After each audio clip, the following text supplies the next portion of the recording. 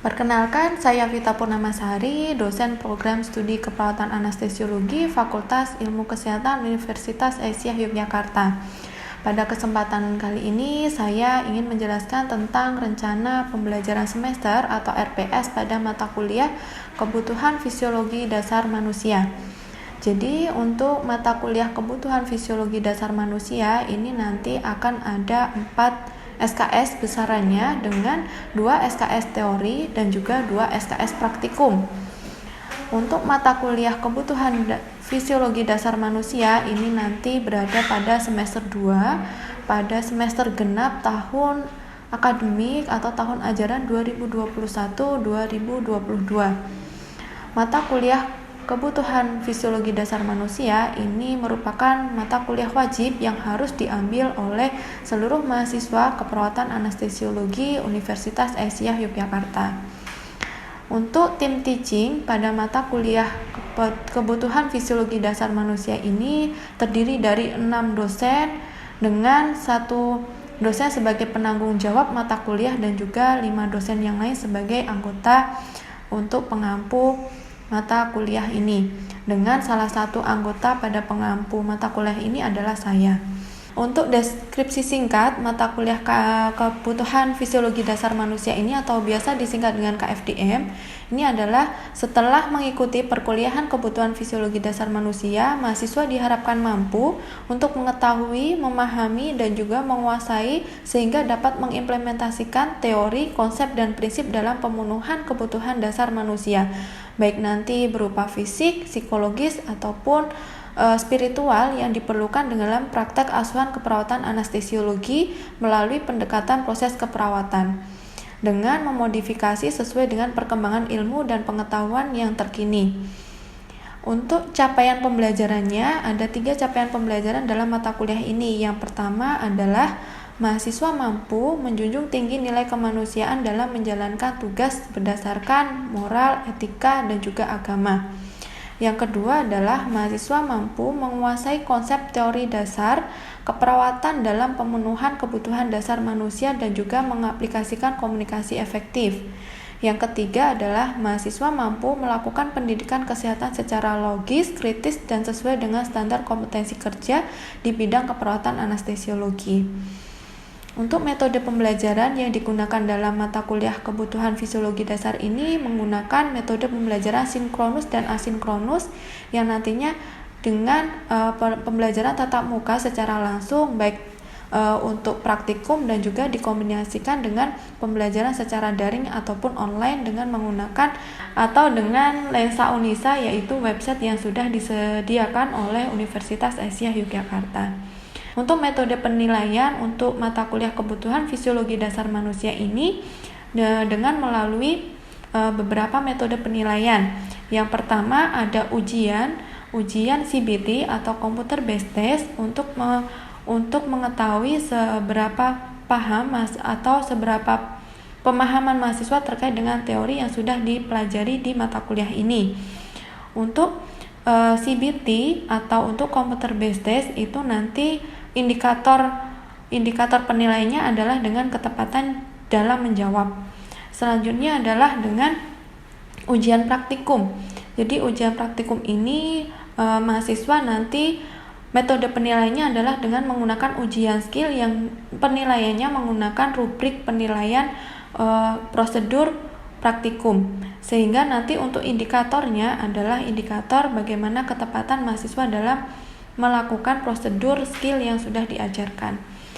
Untuk metode penilaian berikutnya di sini karena program Kampus Merdeka di sini ada dengan melalui metode penilaian case based learning. Jadi case based learning ini nanti mahasiswa dinilai berdasarkan aktivitas partisipasi mahasiswa selama berdiskusi. Jadi nanti selama berdiskusi, mahasiswa akan melakukan presentasi kasus dengan metode case based learning di dalam perkuliahan yang akan dilakukan di akhir perkuliahan di pertemuan ke-13 dan ke-14. Berikutnya adalah untuk komponen penilaian. Jadi untuk komponen penilaian yang pertama ada komponen penilaian aktivitas partisipasi di sini dengan komponen evaluasi adalah presentasi dengan bobot penilaian 30% dan disusul dengan aktivitas partisipasi mahasiswa selama praktikum dengan bobot penilaian 30%, jadi totalnya adalah 60%. Dan yang kedua adalah untuk penugasan 10%, ujian tengah semester atau UTS 15% dan juga ujian akhir semester 15%, sehingga nanti totalnya akan ada 100% untuk bobot penilaian. Selanjutnya adalah pembelajaran teori. Jadi pada mata kuliah ini akan ada pembelajaran teori dan pembelajaran praktikum. Untuk pembelajaran teori nanti terdapat 14 materi, dengan materi pertama adalah materi pengantar kebutuhan fisiologi dasar manusia, yang kedua pengkajian dalam keperawatan, yang ketiga pemeriksaan fisik, yang keempat kebutuhan aktivitas dan latihan, yang kelima kebutuhan oksigenasi, yang keenam adalah kebutuhan cairan dan elektrolit, yang ketujuh kebutuhan istirahat dan tidur, yang ke-8 kebutuhan nutrisi, yang 9 kebutuhan eliminasi fekal dan urin, yang ke-10 kebutuhan aman dan nyaman. Di sini ada konsep nyeri dan pengkajian nyeri. Yang 11 ada kebutuhan perawatan diri atau self-care. Yang ke-12 proses luka dan penyembuhan luka. Yang ke-13 adalah presentasi kelompok yang nantinya akan digunakan untuk penilaian case-based learning atau diskusi. Yang ke-14 juga presentasi kelompok untuk case-based learning yang kedua, yaitu analisa kasus pemenuhan kebutuhan fisiologi dasar manusia. Itu adalah untuk pembelajaran teori. Untuk pembelajaran praktikum nanti akan ada beberapa skill yang harus dipelajari. Yang pertama ada praktikum tentang teknik universal precaution, teknik bersih dan juga teknik steril. Yang kedua adalah praktikum pengkajian nyeri. Yang ketiga praktikum pengkajian luka. Yang keempat praktikum oksigenasi. Berikutnya adalah praktikum fisioterapi dada dan batu efektif. Berikutnya praktikum pemasangan dan pemenuhan nutrisi melalui NGT. Praktikum berikutnya head to toe pemeriksaan dan juga praktikum pemeriksaan abdomen, praktikum melakukan pengukuran tanda-tanda vital, praktikum posisi pasien, praktikum range of motion atau ROM, dan terakhir adalah praktikum transportasi pasien. Untuk berikutnya mari kita simak untuk pembelajaran, salah satu pembelajaran praktikum yaitu adalah praktikum dengan bagaimana cara pemasangan oksigenasi ke dalam pasien. Semoga nanti bermanfaat untuk video pembelajaran praktikumnya. Terima kasih. Saya Agi. Wassalamualaikum warahmatullahi wabarakatuh. Ya, kita mulai ya. Bismillahirrahmanirrahim. Assalamualaikum warahmatullahi wabarakatuh. Waalaikumsalam warahmatullahi wabarakatuh. Ya, sebelum kita mulai praktikum pada pagi hari ini, kita berdoa terlebih dahulu ya. Seperti biasa kita awali dengan membaca berdoa bersama-sama. Berdoa dipersilahkan. A'udzu billahi minasyaitonir rajim. Bismillahirrahmanirrahim. Raditu billahi rabba wa bil islami dina wa bi Muhammadin nabiyya wa rasulah.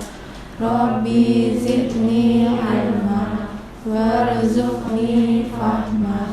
Amin. Baik, untuk materi pada pagi hari ini untuk mata kuliah praktikum kebutuhan fisiologi dasar manusia ya atau KFDM, untuk hari ini adalah materi oksigenasi. Apakah semua mahasiswa sudah belajar sebelumnya di rumah tentang oksigenasi? Sudah, alhamdulillah, minimal sudah dibaca ya modul panduan praktikumnya ya. Jadi sedikit saya jelaskan sambil direview hasil belajarnya di rumah. Oksigenasi itu apa sih? Ada yang tahu? Saya Bu. Ya, silakan. Pemberian oksigen melalui selang bukan Bu? Ya, benar sekali ya Mbak Deta. Jadi oksigenasi itu adalah pemberian oksigen melalui selang oksigen ya. Jadi yang nanti ada tujuannya adalah untuk mengurangi atau agar pasiennya itu tidak mengalami hipoksia atau kekurangan oksigen dalam jaringan. Yang menentukan siapa? Yang menentukan nanti adalah dokter ya. Jadi kita sebagai penata anestesi nanti berdasarkan order dokter butuh berapa sih pasiennya, nanti kita berikan sesuai dengan kebutuhannya dan kita sesuaikan dengan selang oksigennya. Ada berapa macam selang oksigen yang bisa digunakan? ada 4 ya. Yang pertama ada nasal kanul, betul. Yang kedua ada face mask atau masker. Yang ketiga ada rebreathing mask. Yang keempat ada non rebreathing mask. Sudah tahu masing-masing perbedaannya? Perbedaannya ada di aliran oksigennya. Kalau yang kanul nasal ya atau nasal kanul itu di situ sudah di buku panduan ada ya 3 sampai 6 liter per menit. Setelah itu bisa pakai face mask ketika alirannya lebih tinggi 5 sampai atau 6 sampai 8. Kalau 8 sampai 12 itu nanti bisa menggunakan NRM non rebreathing mask ataupun rebreathing mask. Jadi nanti disesuaikan dengan kebutuhan oksigen si pasiennya gitu ya. Nah, untuk terapi oksigen karena ini praktikum nanti kita langsung ke pantom ya. Di situ ada pantom yang kita gunakan untuk nanti kita praktikum. Nah, sebelumnya saya perkenalkan untuk alat-alatnya dulu biar tidak bingung. Tuh. Nah, ini alat yang digunakan untuk ini ya. Untuk pemberian terapi oksigen. Ini sudah pada tahu ya, ini namanya bak instrumen. Bak instrumen di sini ada plester dan juga ada plester, ada gunting. Ini gunting biasa ya, bukan gunting steril ya. Ini nanti digunakan untuk memfiksasi selang oksigen agar nanti tidak banyak bila pasiennya bergerak itu tidak gampang lepas gitu ya. Terus berikutnya ada yang namanya ini apa namanya? Namanya bengkok untuk menaruh sampah-sampah medis gitu ya. Nah, berikutnya ini adalah macam-macam selang oksigen. Jadi beda-beda tergantung tadi ya yang sudah kita jelaskan, tergantung dari alirannya. Nah, kalau yang ini kita satu-satu ya. Yang ini namanya kanul nasal. Kanul nasal ya atau nasal kanul. Dibalik-balik boleh. Nah, kalau kanul nasal itu seperti ini. Jadi tidak ada sungkupnya gitu ya. Jadi hanya seperti ini bentuknya. Ini tadi alirannya 3 sampai 6. Ini nanti sederhana ya, tinggal dimasukkan ke hidung pasiennya. Tuh, ini namanya kanul nasal. Berikutnya ada yang dengan sungkup. Nah, yang dengan sungkup ya, yang dengan sungkup itu berarti ada sungkupnya atau disebut face mask sederhana atau masker sederhana, sama saja. Nah, ini kalau yang sungkup. Nah, ini ada sungkupnya ya, ini tinggal dipasangin ke sini. Yang satu nanti kita praktekkan dipasangkan ke selang oksigen. Nah, ini sungkup ya. Alirannya juga berbeda dengan yang tadi, kanul nasal. Berikutnya adalah kantong oksigen atau selang oksigen yang menggunakan kantong reservoir ya, kantong reservoir. Nah, ini ada NRM dan juga RM. Perbedaannya adalah di sini. Kalau RM, kalau yang ini adalah RM ya. Nah, perbedaannya adalah di sini tidak ada katupnya. Kalau NRM itu ada katupnya ya di sini. Nah, kalau ini namanya NRM, sama-sama ada kantong reservoirnya. Ini alirannya lebih tinggi daripada yang tidak ada kantong reservoirnya. Ini alirannya bisa sampai maksimal 12 liter per menit gitu ya. Jadi kalau pasien butuh oksigen yang banyak alirannya, berarti kita memilih dengan yang ada kantong reservoirnya gitu. Nah, oksigen yang mengalir akan banyak yang rebreathing mask, bukan yang non rebreathing mask ya. Yang non rebreathing mask ya gitu. Nah, terus alatnya ini sudah, terus ini ada namanya, ada yang tahu? Aquades atau air steril ya. Ini nanti kita gunakan untuk mengisi di situ ada tabung humidifier ya. Jadi untuk melembabkan oksigen yang masuk. Nah, kita lihat ini alatnya sudah ya, sudah semua. Ada juga yang handscoon ya.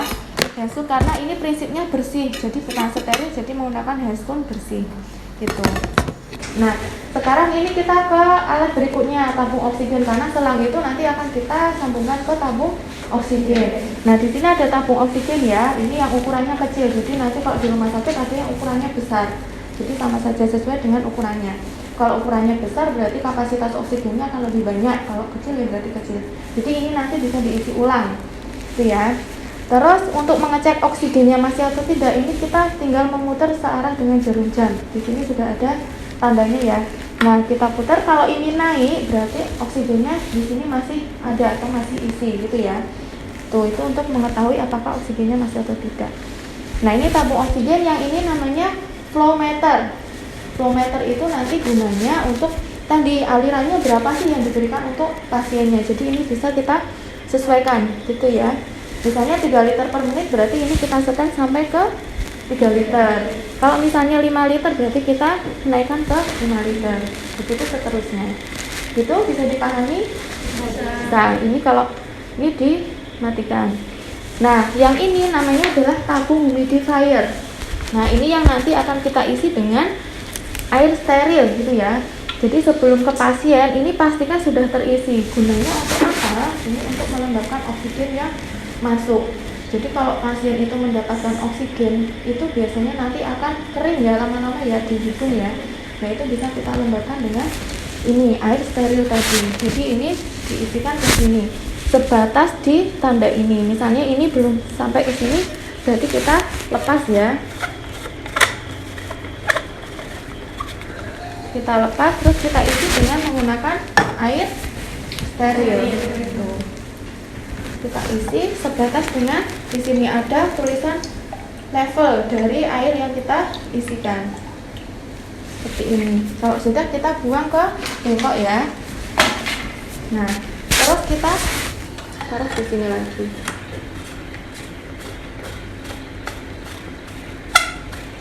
Nah, bisa dipahami ya alatnya ya. Nah, kalau belum dipahami, kita praktek ke pasiennya. Sebelum ke pasien, kita harus membaca rekam medis ya. Membaca rekam medis dari pasiennya. Ini ada ibu-ibu, kita membaca rekam medis ibu-ibu. Ibu A umurnya 50 tahun membutuhkan oksigen dari dokter 3 liter per menit. Berarti kita menggunakan nasal kanul. Menggunakan nasal kanul, kita menyiapkan alatnya seperti itu karena ibunya sesak nafas ya, jadi harus diberikan oksigen. Nah, kita siapkan alatnya untuk nasal kanul. Ini tadi ada plester, ada gunting, ada handscoon. Cukup handscoon bersih ya. Terus kita pakai nasal kanul. Jangan lupa tadi alatnya seharusnya kalau nasal kanul itu harus menggunakan gel biar nanti tidak iritasi di hidung pasiennya. Nah, kita ke pasiennya ya, kita harus cuci tangan, bisa menggunakan hand rub ya. Menggunakan hand rub, cuci tangan 6 langkah. 1, terus gimana? Berupa 2, 3, 4, 5. Sudah bersih, kita menggunakan handscoon.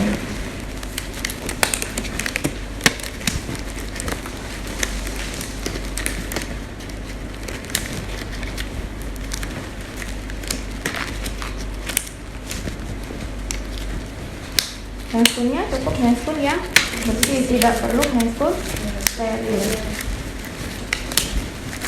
Kita jangan lupa komunikasi ya. Komunikasi. Assalamualaikum Bu. Waalaikumsalam. Ini dengan Ibu A ya. Ya, umurnya berapa Bu? Oh, 50 tahun, alamatnya di Gamping. Coba Bu, saya lihat di gelar pasiennya. Jadi harus dipastikan apakah benar pasiennya atau tidak gitu ya, karena itu bagian dari keselamatan pasien. Oh ya, benar ya Bu ya, Ibu, saya perawat kita. Di sini saya mau melakukan pemberian oksigen karena Ibu sesek ya Bu ya. Oh ya, biar nanti Ibu nggak sesek gitu ya Bu ya.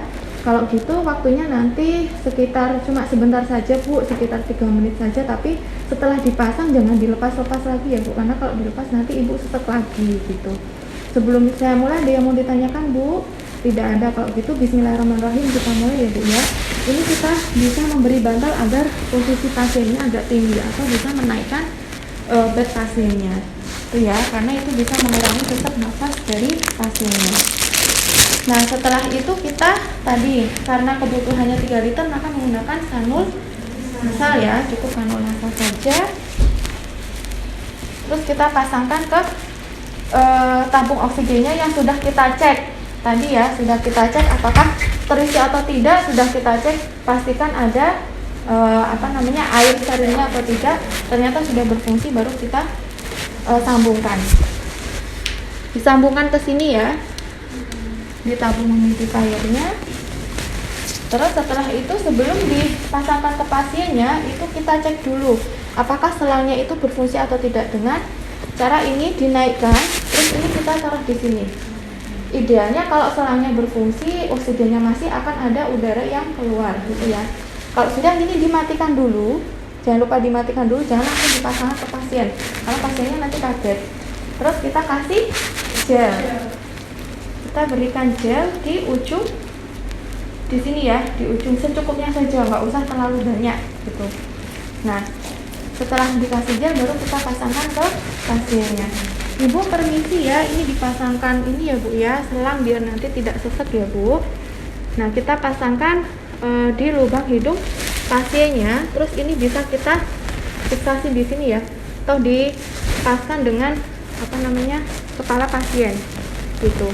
Nah, kalau sudah baru kita atur ininya. Tadi kan kita matikan, kita atur sesuai dengan order dokter. Oh, ini tadi mendapatkan 3 liter ya, berarti kita naikkan ke angka 3 liter. Gimana Ibu, sudah terasa atau belum? Oh sudah, alhamdulillah sudah terasa ya Bu ya. Nanti lama-kelamaan tidak sesek Bu. Jadi nanti jangan dilepas-lepas ya Bu ya. Kalau misalnya Ibu nanti mau ke kamar mandi, itu bisa minta tolong keluarga ataupun minta tolong dari perawat yang ada di nurse station atau di ruang perawat gitu ya Bu ya. Bu, ini maaf kami plester biar nanti nggak gampang lepas ya Bu untuk oksigennya. Terus kita fiksasi di sini. Atau kita berikan plester.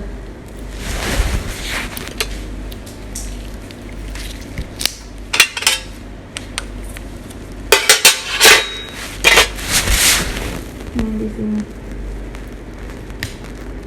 Sudah, alhamdulillah ini pemasangannya sudah selesai Bu. Nanti jangan dilepas-lepas ketika Ibu merasa tidak nyaman, nanti bisa bilang ke perawat ataupun ke keluarga biar nanti disampaikan ke perawat.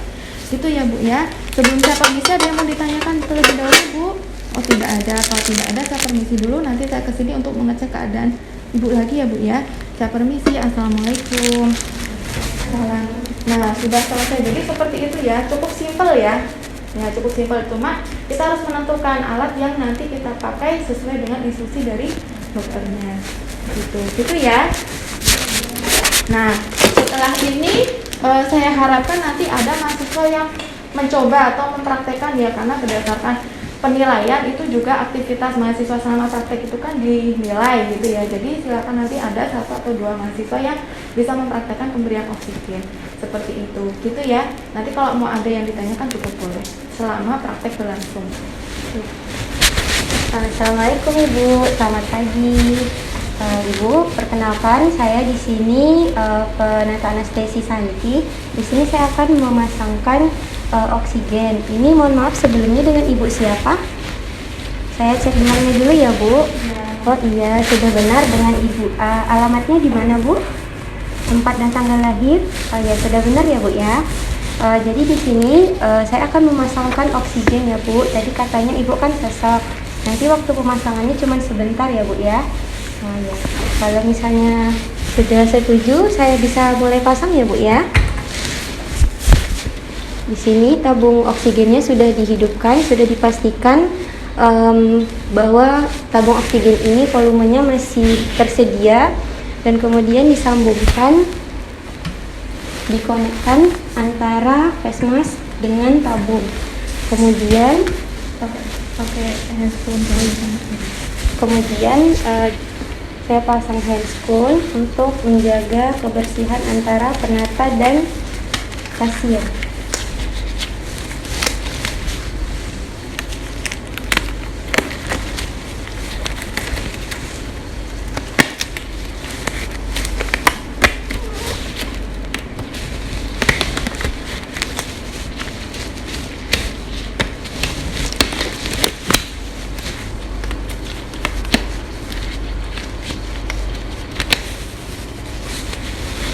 Sebelum dipasangkan ke pasien, pastikan bahwa benar-benar aliran oksigennya sudah lancar.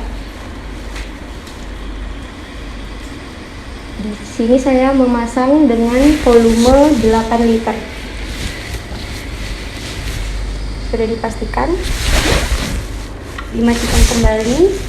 Maaf ya Bu, saya pasang di sini. Nanti mohon jangan dilepas-lepas ya Bu. Nanti supaya nafas Ibu tidak sesak lagi. Apakah terlalu kencang Bu? Sudah pas? Oh iya. Kemudian dihidupkan lagi sesuai volume yang dibutuhkan. Sudah selesai ya Bu. Nanti kalau misalnya mau pergi ke kamar mandi atau mau keperluan lain, silakan menghubungi penata anestesi atau minta tolong keluarga untuk dilepas. Ada yang ditanyakan Bu? Tidak ada. Jika tidak ada, saya permisi ya Bu. Terima kasih. Nah, bagus sekali ya. Jadi seperti itu ya, kalau pemasangan face mask itu seperti ini ya, jangan sampai kebalik, karena kan pernah ya ada yang melihat itu pemasangan face masknya itu kebalik, jadi selangnya itu ke atas, itu tidak benar. Yang benar adalah seperti ini. Nah, jadi selangnya di bawah dari sumuknya gitu ya. Ini adalah pemasangan untuk yang face mask. Bu, saya mau tanya. Iya. Kalau misalnya pasiennya itu dalam keadaan darurat gitu, apakah kita perlu berkomunikasi dengan pasiennya, Bu?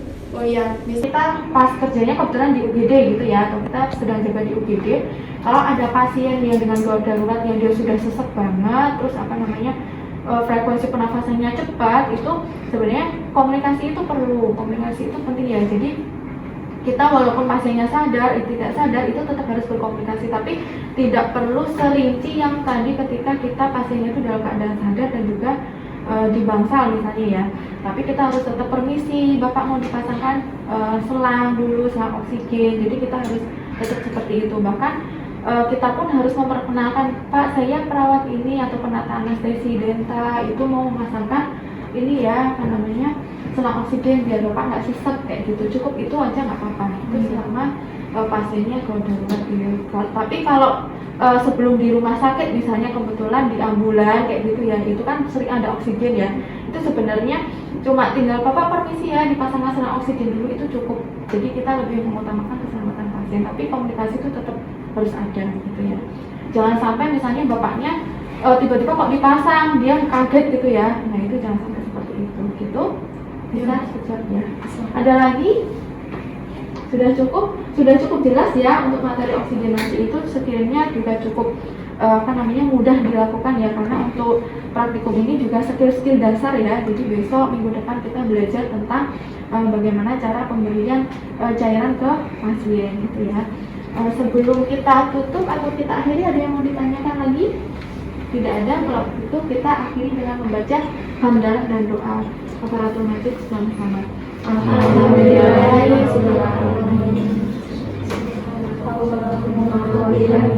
asyhadu an la ilaha illa anta astaghfiruka wa atubu ilaik. Ya, saya ini wassalamualaikum warahmatullahi wabarakatuh. Waalaikumsalam